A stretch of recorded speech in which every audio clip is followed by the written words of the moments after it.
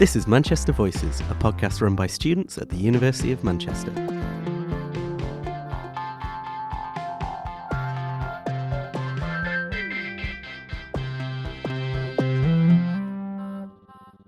Hello and welcome to Manchester Voices. I am Aidan Rhodes, a second year geography student, and I'll be hosting this podcast. And I'm joined by... Hi everyone, I am Maansi Gupta. I am a first year student. I'm studying business management. And hi guys, I'm Irene. I'm a third year pharmacy student. Amazing. So today's topic of discussion is sort of pre-university worries and misconceptions about how you felt about university before coming versus how it actually was. But before we get to that, a quick fact about Manchester from everybody. Irene, do you want to go first? Yes. Okay. So apparently, the Curry Mile has the biggest concentration of South Asian restaurants outside of Asia. Yeah. That's so cool. Yeah, I know, right? And it's in fact only half a mile long. Okay. It's not even a kilometre. So a bit of a marketing mishap there. Yes. I would say something that is probably known by everyone, but Manchester's nickname is Rainy City, but it actually does not rain that much. Like in my first semester, I did not even use my umbrella, so don't worry about the rain as much as people ask you to. Yeah, I think the average UK rain is about 800 millimetres per year, and Manchester gets about 600. So it's actually below the UK average. No. So it's not actually that bad. That's my inner geography student coming out. My fact is also geography related. Outside the John Owens building in the quad, there's a massive boulder, and it's about 20 tons, and it came from Wales. And they think that the reason it got to Manchester from Wales is in the latest glaciation 20,000 years ago. Interesting. So there you go. Everyone takes their graduation photos there. It's quite funny. We should go check it out afterwards. Yeah. You'll see it as we go out of this building, because that's where we're recording this here very podcast. Pre-university worries. Just to start, what were you guys sort of most concerned about or worried about before going to university? I think let's just start with the most common one that everyone is worried about, that is making friends in university. Sure. You're coming to a completely different city. Some of them are international students. How do you find people you can connect with? How do you stay away from your family? I think that would be one of the biggest ones. But everybody in first year is in the same boat. Everybody's in an unfamiliar place. Nobody knows anybody. So that is something to sort of bear in mind, that you're not just sort of one fish and everybody else already knows each other. I think one thing for me is as someone who doesn't drink was sort of how the drinking culture was going to be. How are you going to maintain your social life without drinking? Right. So like, was that going to be possible? Were people going to be all hoity-toity about it? But in the end, kind of spoiler alert, it went really well. And I had a freshers week that was, not alcohol infused, and that wasn't a problem at all. Yeah, of course. Actually, to add to that, I was also quite surprised because I thought everyone would be drinking. Yeah, same. I hardly know any of my friends, hardly drink, so that's quite surprising. Obviously, you can decide your group, you can find the right people, but don't worry if you don't actually drink. You'll find a lot of people that would support you in that. Yeah, the kind of people who, don't, who totally accept that and are supportive of that are the kind of people that you want to be hanging around with, and people who don't necessarily respect that might not be the kind of people that you want to associate yourself with. And I think there's always a niche for different groups of people. Yeah. So if you find your own people, then you're fine. You're not going to be actually alone. Adding to that, since we're already talking about friends, how did you guys make sure that you find the right group of people? Because I think that might also be a worry of everyone. What if I find the wrong group of people once I'm in university? Any advice you guys have on that? Societies help with that, because the University of Manchester is the biggest university in the country. So there's 40,000 odd students. Yeah. So there's guaranteed to be at least one other person at the university who's got similar interests than you. Yeah. So there's 350 something societies. Yeah. So chances are there's going to be a group of people who share interests, and making the most of that at the Freshers' Fair and getting to know people who do the same sport as you or have the same music as you or whatever is really, really great. And even if you don't intend to stay with the society, if you only go for the first week or just to one of the socials and then get to know people, then you can retain those friends and not necessarily have to sign up for the society. I would say people don't really understand how easy it becomes when you have a similar interest to make friends. Of course. Like most of my friends, I think I've made it either through sport or like both of us maybe were from different countries, but Yeah. we like the same sport or the same activity, and it's just easier. You have something to talk about. So yeah, that's a great advice, I would say. I think on your course as well, like just sit beside someone Yeah. and, you know, like you can start a conversation right away. Yeah. And then what are you going to do after class? Yeah. And you start hanging out. Yeah. It's that Yeah. easy, actually. Yeah. Yeah. And a lot of there's a lot of societies that are based around a subject. So there's a geographical society for me. There's a Yeah. medics society. They have like a medics panto that they do, or like and different sports groups within. Yeah. There's a geography netball team. There's a geography Yeah. hockey team. So there's a lot of ways of getting involved with people who do your degree outside of the subject itself. Yeah. And different like societies for your culture as well, your background.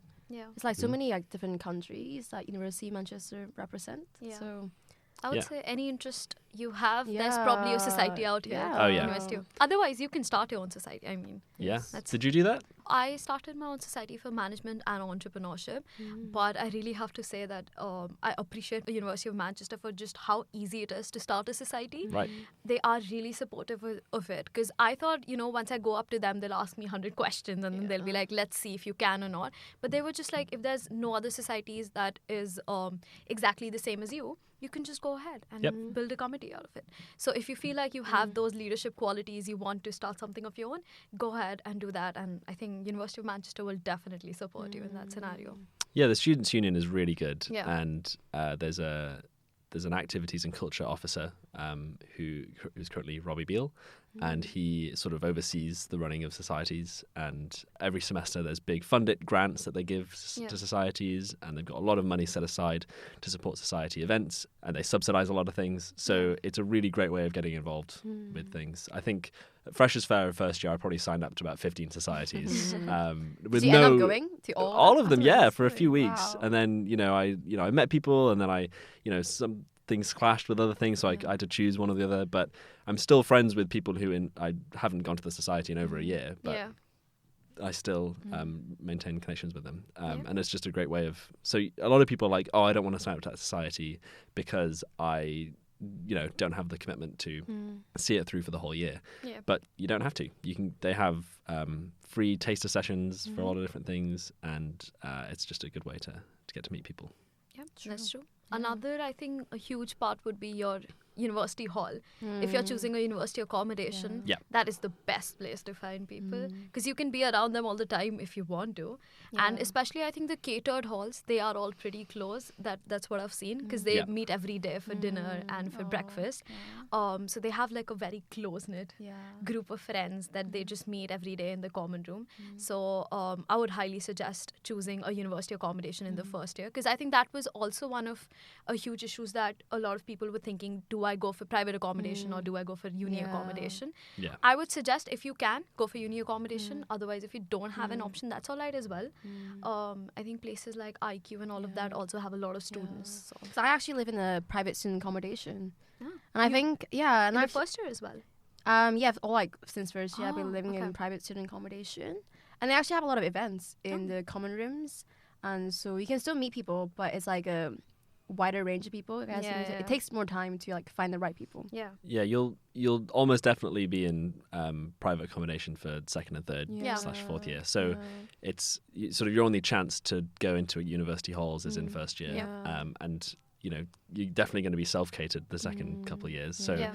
it's definitely worth trying out catered Yeah. if that floats your boat in first year, because you have more time to socialize. You're not cooking and shopping and spending loads of time cleaning and thinking about that. I mean, cooking can be a very social thing, and so people who love to cook with people, they might not want to go catered, but Yeah. you can also do that second and third year. I was in a catered hall first year, Hume Hall, and I loved it. I thought it was great. It made, as I said, loads more time to Yeah. have to do other things outside of uni, and because you all dine together in a big dining hall, all the people from the different blocks, like hundreds and hundreds of people, Yeah. you get to create a friend group that's larger than just your immediate flatmates. Yeah. Because my flatmates were quite antisocial. I never really saw them. They just stayed in their rooms the whole time. So for me, I didn't really bond with them as much as some people did. And so the chance to sort of create a friendship group out of people from all the different blocks, and we'd meet and have meals together every day, that was much better. Yeah. And that wouldn't have been the case if I'd been self-catered. Yeah. So catered halls, I'm a big advocate for that. But now, second year I'm in a house with three others and cooking all the time. But I wouldn't have necessarily had that experience first year. Yeah. I'm actually in a self-catered. So I'm in Unsworth, but I just love it so much that I'm also going to stay in Unsworth the next year. Oh, nice.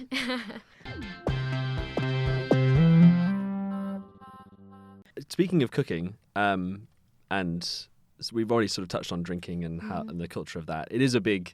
The UK does have a very big drinking culture compared to a lot of countries, and the drinking age is 18. So people do. People from the States are always like, "Wow, you can just like come over and just buy alcohol."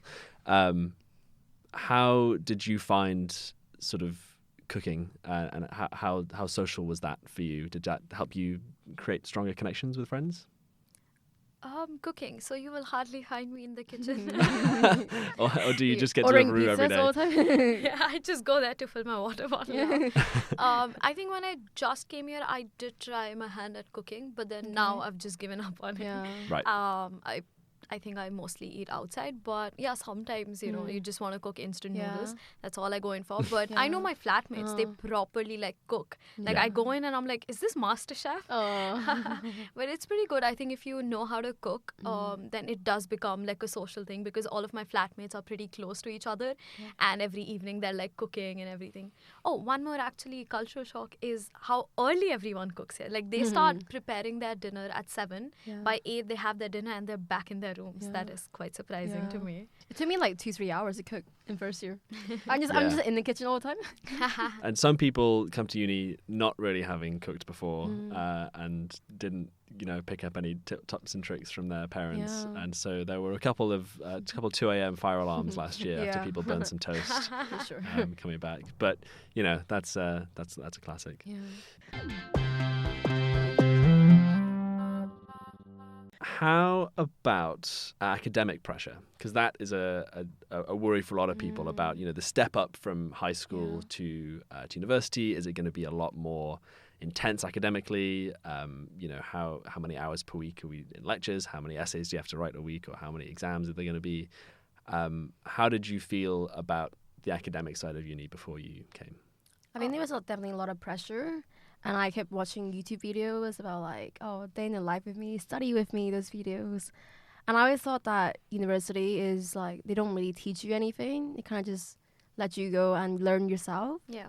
And I realized that even though we did get that freedom to do your own research, there is still somebody there to help you if you need it. Yeah.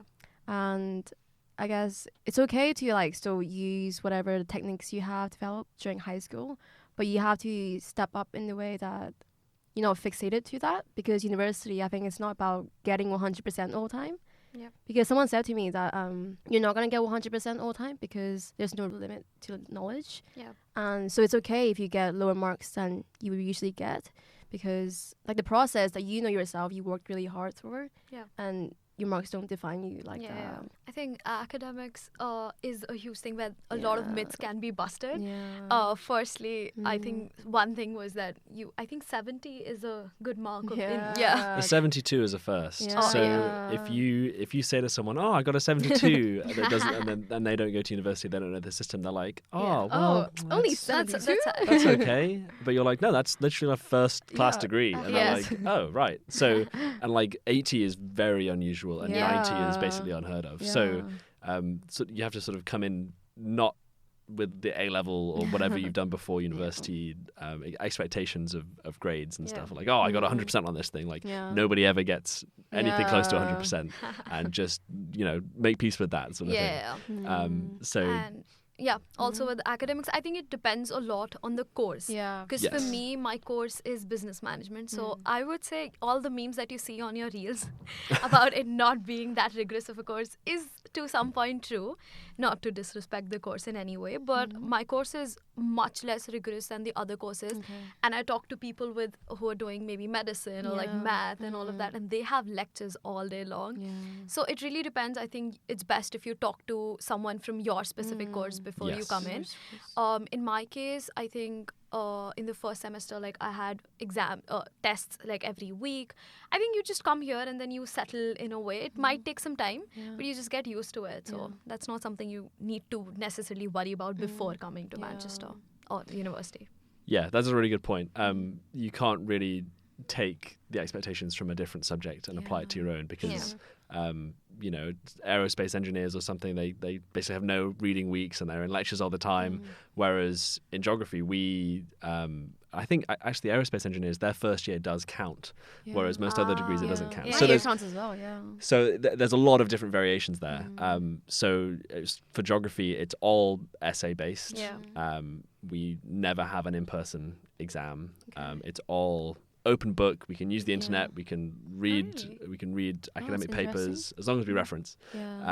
So there's a lot of differences there. There's no exam halls, and it's more reflective of actual life, because in the great wild world that we live in, it's unlikely that you'll be without an internet or without a computer to do your research. So why examine people on that? And also, I think one of the points that Irene covered was how professors teach and all of that. I think that is quite different from school, because after they give their lectures, it's not their responsibility to make sure that you're studying. In school, the teacher might come up to you and ask you, hey, why are you not doing that well? Is there something I can help you with? But here, they're giving a presentation and they're teaching you, but you are still expected to go back and learn all of it again by yourself. So that is something that I think people can be prepared for before coming to the university. There's less being spoon-fed. That's certainly something that comes up quite a lot. People at high school and GCSE level, they are used to sort of getting spoon-fed all the information. But you get the lecture content, but you won't necessarily be examined exactly on that. You'll be expected to do wider reading, and you'll be expected to sort of have a general knowledge of that subject. And then the exams may touch on areas of the content that you studied, but they expect you to go beyond just what they did in the lecture and just the recommended reading that they give you. You then are expected to read more widely around the subject and look at the references of the papers that they've given you, and then keep going beyond that. So there's less of just like, this is what I want you to do. It's more like, okay, you're going to be examined on this. Take that with what you will. I'm very used to handwrite paper notes. And I realized at lectures here, everybody brings an iPad, a laptop. Nobody brings a notebook in. Oh, you won't see a notebook anywhere in the lecture. And I kept writing hand notes until up to this year, and I was trying to keep up, and I was like, I'm so annoyed that nobody is still doing the traditional way. And I realized it is more efficient to just do everything on a laptop.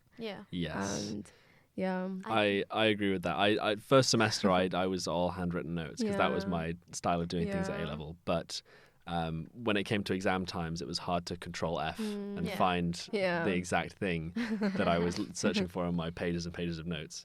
So I quickly then went back to laptop, and I was, first semester I was the only person in the room without a laptop out.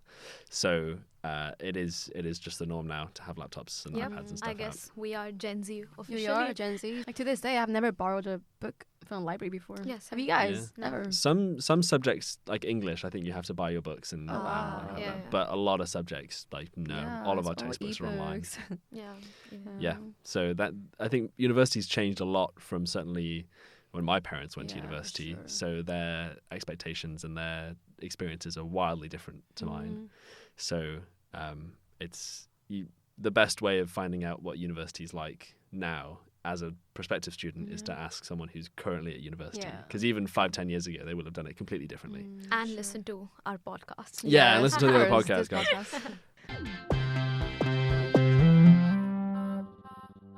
What were your main worries about accommodation before coming in? I think hygiene. I didn't want to share a bathroom. And it was definitely cheaper. And I was, is it worth saving money? But having that hygiene that I'm worried about. Yeah. I think to give reference to everyone who are coming in, because I was also a bit confused. So there are 2 types, actually 4 types. So first is catered, and then there is self-catered. Catered is when you get food from your accommodation, and self-catered is where you have to cook for yourself. And there are also 2 more things, ensuite and shared bathroom, right? So ensuite is wherein you have home bathroom. Yep, exactly. And you can choose how many people you want to share bathroom with. Is it? Yeah, I think. But as the maximum. Depends on the hall. Yeah. It But does. some of them were like 10 people. Is it? I was like, wow. Yeah, so ensuite is considerably more expensive per week than shared, and you're also expected to clean it yourself and stock it yourself and all that stuff. Whereas shared bathrooms are cleaned twice a week and stocked for you, but you have to share a bathroom with other people. So it depends. For me, I was more than happy to share a bathroom with people because it meant I had more space in my room. There wasn't a bathroom taking up a corner of my room, and it was way cheaper. So it's often a financial thing for a lot of people. Yeah, it also just depends on the individual, because I know a lot of people who again were very like, no, I cannot share a bathroom, but now they're just okay with it. So I would say don't worry as much about it. If you're completely like against it, you're like, I cannot share a bathroom at all, then yes, it's okay. But if you feel like you might be able to, then you probably will be okay. But adding to the hygiene point, I think for me it was, so I have 10 flatmates. So I was a bit like, wait, sharing a kitchen with 10 flatmates, that's going to be a tough task. But at the end, like now it's just completely normal. I mean, I hardly go to the kitchen, of course. But still, it's not like everyone is cooking at the same time. So not all 10 of them are going to be creating a mess at the same time. So it just works out. It's not that big of an issue. Sharing a kitchen as well. You have your own space in the fridge. You have your own cabinets. So yeah. Shower wise, it might also be useful to get some shower shoes, like some flip flops or some Birkenstocks or something that you can just, sometimes shower floor might be a little bit grotty. Someone else's hair on there. That's okay. It happens. So I had some shower sandals last year that kept me in good stead. But they generally are quite clean, and they get cleaned by professional cleaners twice a week. So it's not like it's not the end of the world. I think another thing is location. Very important. Proximity to campus. Yeah, I used to Google Map so to see the proximity to my building. And so if I want to walk, it's within 30 minutes, I think it'll be okay. But if you're trying to get a bus at 9 a.m., especially from Onsor, Fallowfield, that's like not the best decision. So I think location, you need to look at the shops around you as well. Your university building and like SU, the places that you might want to go. One more thing I was pretty concerned about was the conveyance, because I was like, do I have to walk? Will I have to pay every time I have to go to uni? Because I live in Fallowfield, which is 15-20 minutes away from that. But the best solution is a bus pass. Best investment ever. Annual student bus pass. Yeah. It's about, what, £300 for the year? Yeah. And it's quite good, I would say, if you travel every day. I had heard this advice before, I think, from a student itself, that buy a bus pass, but I did not understand the extent to which it is useful. Yeah, you save a lot of money with the bus pass. Yeah, also you just feel like, fine, I can go whenever I want. Because it's not like every time you're tapping, you're paying like £2 for it. So it doesn't hurt you as much. So especially in nighttime for girls, especially when you go out, you worry about safety. And if you have a bus pass, then you can jump on the bus. And buses run all through the night. And bus also becomes a place for like a social gathering, I would say. say. You just meet your friends. You're like, a huge one. Every time you're going out at night, you will see so many people there just like talk, especially Saturday nights. Oh my God. It is very friendly on the bus. Oh yeah, it is. And also with your friends, it's nice time to just chat, to catch up. So yeah. I ride my bike every day to campus. So Fallowfield campus is usually, if you're walking, maybe half an hour, 40 minutes to walk, or maybe 20 minutes on the bus, depending on how busy the buses are. Whereas Victoria Park campus is about a mile closer to campus, so it's maybe a 20-minute walk and maybe 10 minutes on the bus. And then there are a few other halls dotted around the city campus, but they are closer, but they're not catered or anything. But I ride my bike. So I was in Victoria Park first year, and that meant that I could get into campus within 5 minutes on my bike. The bike is way faster than the bus and significantly cheaper because you just have it. And as long as it doesn't fall apart and no one nicks it, it is very cheap. How do you manage it with the cold though?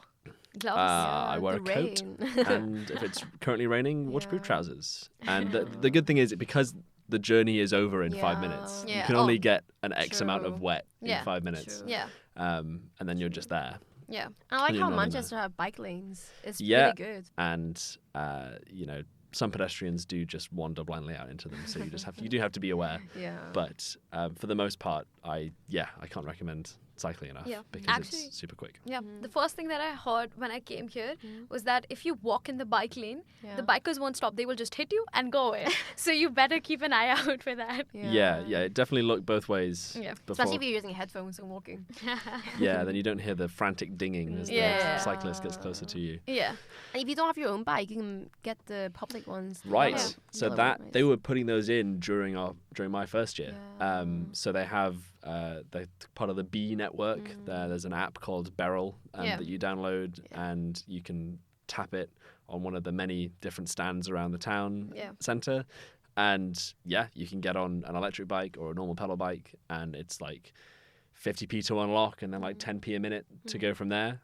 So if you're in a hurry and you don't have a bike of your own, and you just got to get somewhere, then that's a great option that is Yeah. pretty new. Yeah. Have you guys both? I think you have tried it. I've tried it several times. It's Yeah. great because I if haven't you're tried yet, no. if you're walking to somewhere with somebody, Yeah. and then you need to get back to get to somewhere, but you didn't Yeah. cycle there, Yeah. you can just get one of those, straight back. Yeah. Bosh. It's actually affordable as well. It's not Yeah, that it's like expensive. 80p to get Yeah. into the center of town. Yeah. So it's like it's super quick. Yeah. Sometimes one time I got on one and the seat was broken, but it was only after I unlocked it that I realized that the seat was broken. So as I was riding, I was just slowly sliding down and my knees were getting closer to my chin as I was. It's quite a sight. But you can report that on the app and they can come and fix it. And Yeah. So the weather. Manchester. We've covered it in your fact. Doesn't actually rain as much as on average in the UK, but Yep. it is a lot of rain, a lot Yeah. of grey days, Yeah. a lot Mainly of it's clouds. windy though. It's very Quite windy. yeah. It's not Chicago, but it is quite a windy city. It is, And so packing. If you're not coming from within the UK, Yeah. you got to sort of know what sort of things you got to Yeah. wear. Yeah. See, I came from a place that was even colder and even rainier than Manchester, so this is okay. basically a summer holiday for me. Yeah. Wow. In my case, in India, it's not this rainy. Like there's a specific period of time when it rains, not like Manchester. Yeah. Yesterday was so weird. It I just turned around and Yeah. it started raining. Yeah. I turned back and then it was sunny. I know. You get Yeah. 4 seasons in one day here. Oh, easily. Yeah, it can snow and then it can be sunny and then it can Yeah. rain and then it can be hailing. No, but and- like yeah, exactly. One day it was raining, snowing, and there was hail at the Yeah. same time Yeah. somehow. yeah. A But- rainbow as well. Yeah, the rainy season is kind of all year round in Yeah, Manchester. But I think one thing that I sort of noticed is when I was coming here, I was like, I need to get everything. I was like, I will get my whole home here. But I reached there, I was like, everything is available here. You want clothes, you want cutlery, literally A to Z, everything you can buy here. So you don't have to get every little thing, I would say. Even when it comes to clothes, I think I personally got too many clothes, more than necessary. But you can just get like your probably jackets and everything. I think people who are coming in September, they need to be prepared for the November weather Yeah. because it gets Yeah. pretty cold then. But if you go back home during December, probably, you can get more clothes if you want to, like summer clothes after that. But you don't have to necessarily pack more than you need. Yeah. Especially if student accommodation, wardrobe is so small. Yeah. And you Yeah. can't Oh, really yeah. fit in all the clothes. You got a ration. Yeah. clothes. So it's useful to just have like one pretty decent, warm, Yeah. waterproof jacket. Yeah. Probably a pair of waterproof trousers in case you just gotta walk into campus and it's Yeah. chucking it down. Some waterproof shoes. Just like be prepared for it to be raining. Yeah. Yeah. But also, just different layers that you can take on or off during the day because it might be sunny and then it might be hailing. Yeah. Always bring an umbrella. That's a useful Yeah. investment. Yep. A decent one of those. Yep. Sure. Also, if you forget to get anything, that's again, as I mentioned, that's all right. Don't worry don't stress about packing as much as I'm guessing you will, because everyone does. But my mother's going to be like, I told you so. I told you shouldn't have packed so much. And now you're on a podcast talking about it. Before coming in, were you guys in contact with any of the seniors by any chance? or like who had already. Yeah, there's a scheme called, I think, UniBuddy that they run. Oh yeah, I did university. Right, so you can get paired up with a student who's maybe a third year in Yeah. your degree, and sort of chat about their experiences and how they applied for Yeah. university and Yeah. what the course is like and what modules they took. So there are some good schemes about having a chat with other current students, Yeah. which is really quite invaluable. Yeah. Yeah. Apart from that, I think the best way is LinkedIn also. You can LinkedIn, find. yeah. Oh, LinkedIn. Yeah. Yeah. I think anyone who's already studying in university, if you reach out to them, they would be more than happy Mm. to help you yeah. clear your doubts and all of Yeah. that. So that would be a good way to just get an idea of how it is. Mm. Because before coming, you're also like, okay, where do I land? How do I get a Yeah. taxi? How do I reach my accommodation? Yeah. How do I carry so many suitcases with me? Obviously, at the end, you will manage it, but still, it's a good idea to just talk to people. And most departments have an Instagram page or Yeah. a social media, so you can get an idea of like Yeah. what the facilities look like if Yeah. you haven't seen those before. Geography has an Instagram and a TikTok, so you can Yeah. check out the geography TikToks of their field trips and all Yeah. sorts. So there's some TikToks that were made last week when I was on my field trip in Morocco, and that's sort of aimed at prospective students, going like, look, you can go to Morocco as part of your degree and Yeah. do some field work there. So they make it for prospective students. So as a prospective student, seek those out. Yeah. For sure. Yeah. And I joined a group chat so I'm from Taiwan, and we have like group chats for people from Taiwan, and they actually flew together to Manchester. Yeah. And they organized to stay in the same accommodation as well. It's kind of cute. Like, and then there's seniors that were willing to give out for free or sell secondhanded their stuff. Yeah. So I think everybody can help each other out.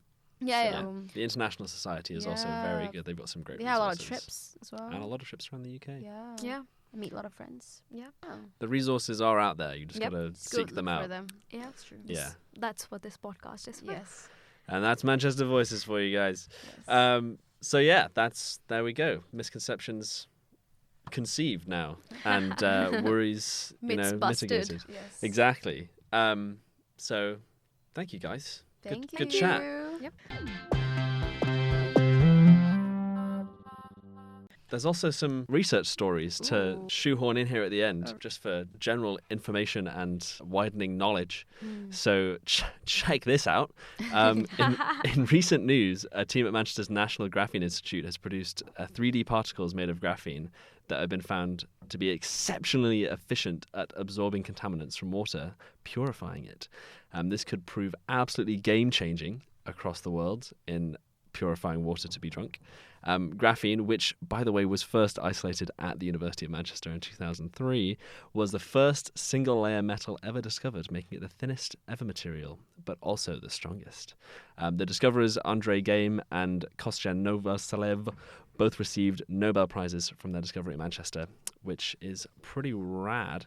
And there are 2 graphene sort of buildings and institutes on campus, which you can check out if that's what floats your boat. Yep. So there you go, fun fact for you there. There's a Cool, lot of baby. history in University of Manchester. A lot of and- history. There's a lot. I We're think- part of the history as well. Steeped Oh, in yeah? it. There you go. It's a pleasure to be here. And have your voice heard on the Manchester Voices podcast. Yes. Ba-dum-tsh. If you've got a topic you want us to discuss, drop us a message on Instagram at officialuom and mention Manchester Voices. Our jingle was created by student Maisie Illul.